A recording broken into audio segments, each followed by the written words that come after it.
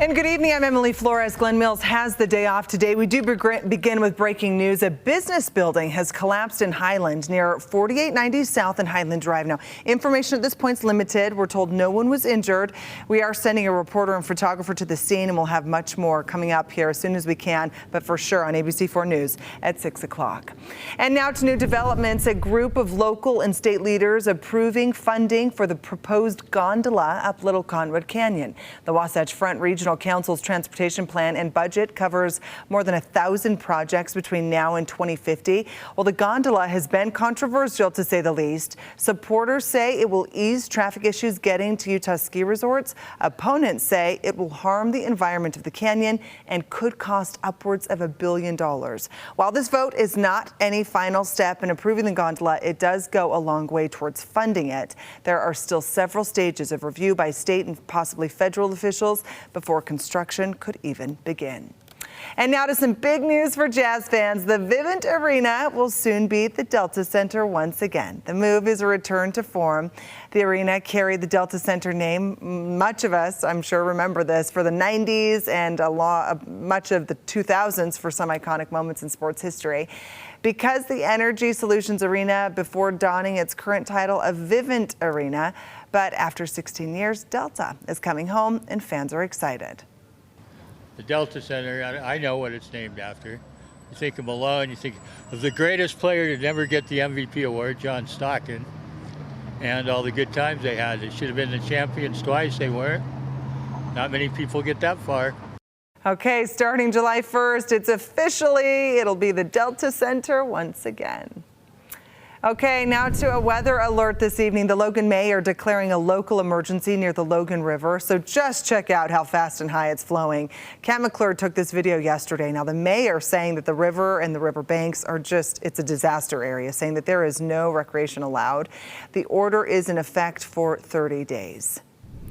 Okay, and on that note, let's head over for a first look at the forecast with Chief Meteorologist Alana Brophy, who is always tracking the latest conditions in that matter. Alana. Yeah, rapid runoff, Emily, in the Logan River, actually under a flood warning. We saw that happen in the last 48 hours. Let's take a look at those flood alerts right now, because as we head into Memorial Day weekend, we have to be very cautious around our waterways. Bear River, Sevier River, and Ogden River also facing warnings. New today, a portion of the Duchesne River under a flood watch near Mighton, flood advisory for another part of the Duchesne River in eastern Utah, and for the Bear River near Corinne. We also have storms out there, and we're tracking them so you know exactly where they are. They are pushing north this evening, and they're going to impact us as we get through the next several hours. As we take that look, Tooele County getting active, and as we head through the next 45 minutes, the western end of Salt Lake County will also see those conditions becoming pretty ripe when it comes to storm activity. Zooming in so you know exactly where this storm's headed over the lake, which means a portion of the northern Wasatch Front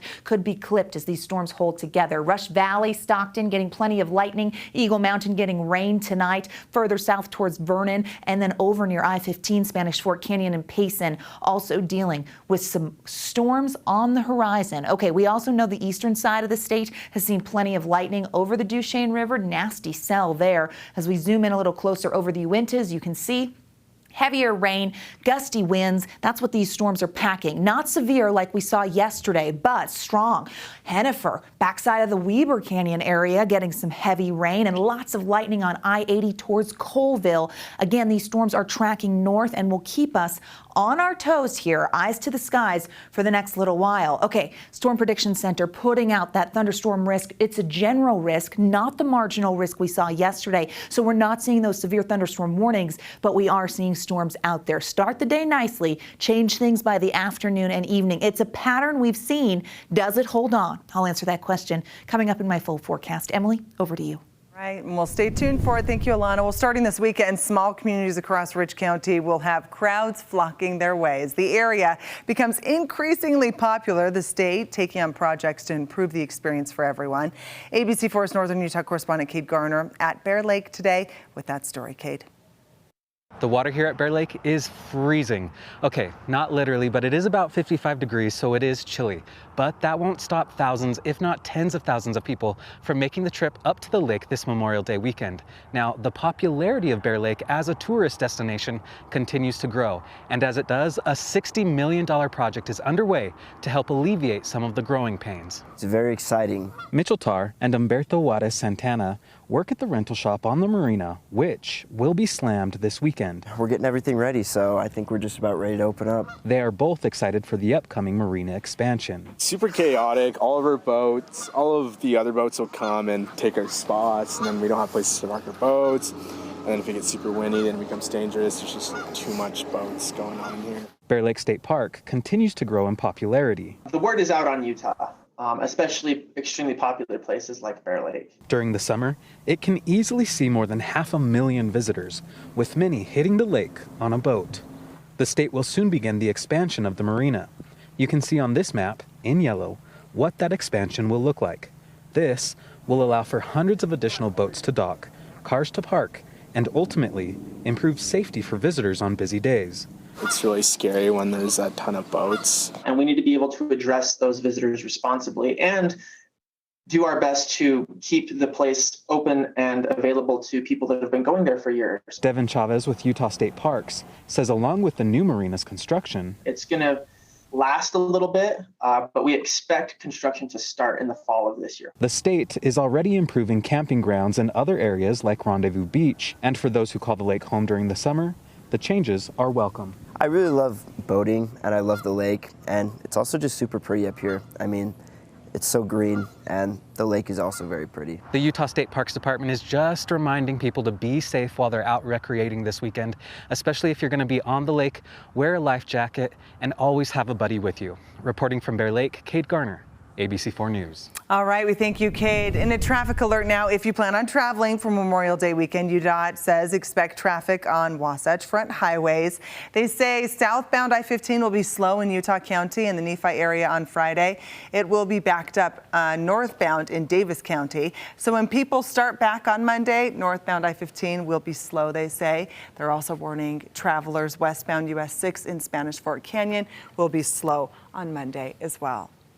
And we have an update out of Davis County. The man police say shot and killed his wife, her parents, and 3 of their dogs at the couple's Layton home could face the death penalty. 34-year-old Jeremy Bailey is facing several felony charges, most notably the charges of capital aggravated murder. Police say he called them last Friday morning saying there would be a murder-suicide at his home address. He also reportedly posted about the killings on his wife's Facebook account and said that he couldn't believe he did it when he was booked into jail. Prosecutors will decide whether to seek the death penalty within 60 days of Bailey's arraignment. Utah has not executed a prisoner since 2010. And in an update, we now know the name of the man who fell to his death rock climbing in Big Cottonwood Canyon. Unified Police say 26-year-old Ephraim Cook of Murray had gone up the canyon to scale the climbing route known as Outside Corner. Well, he fell roughly 100 feet. Police say his girlfriend called yelling for help.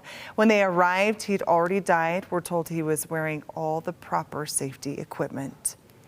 And Governor Spencer Cox is about to join an announcement of a new initiative that supports grieving children who have lost a parent or a caregiver. Cox joining the co-founder and CEO of the Children's Collaborative for Healing and Support, announcing the launch of a pilot program to identify and connect grieving children to services and other resources. One of the organizers of the initiative explaining more of the details of the program today. To encompass support for the entire family, for the school systems and school communities, even for employers, because we understand that grief can't be compartmentalized. It affects every aspect of our lives, and therefore our approach has to be holistic.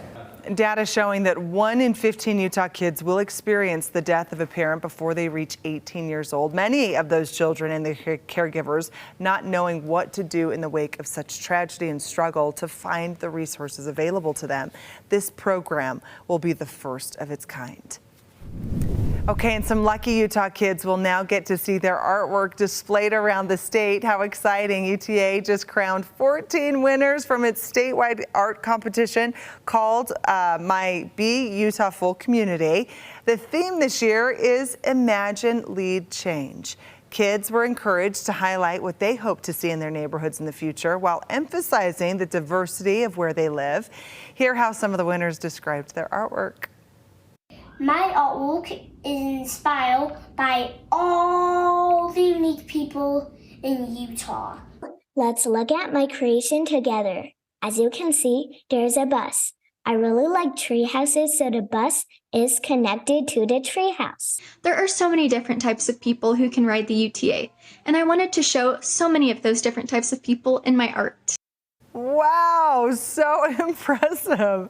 Well, all of the winners get a Visa gift card, a UTA pass, and then their artwork will be displayed on buses and trains throughout the year. You get to watch it. Okay, still ahead. It's been 3 years since George Floyd's death. We are looking back at protests and riots that happened here in Salt Lake City. And check out the rain shaft coming from this thunderstorm in Draper earlier this afternoon. Tom is catching this, and you just know that those thunderstorms have developed with the help of daytime heating, and they're on the move. We're tracking them and if they'll impact your holiday